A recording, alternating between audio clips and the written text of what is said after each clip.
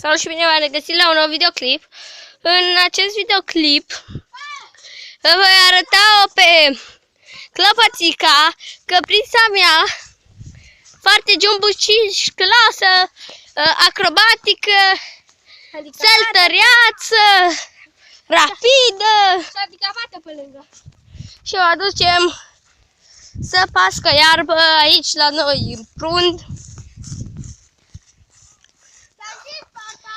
Ok?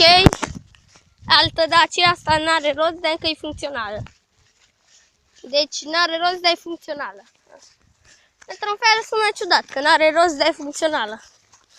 Ok, uitați-o acolo-i. Clăpăcea mea e bună. Da.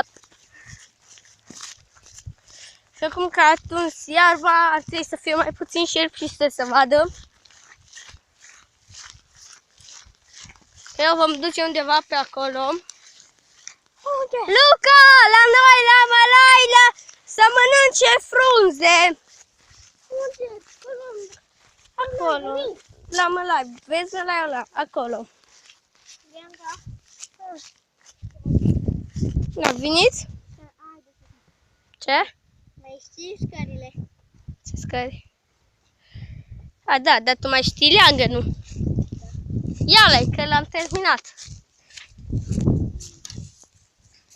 Poți da pe el. Da. Hai. Așa am văzut pe Facebook. O fată s-o dat și s-o rupt lemnul. Ok, hai.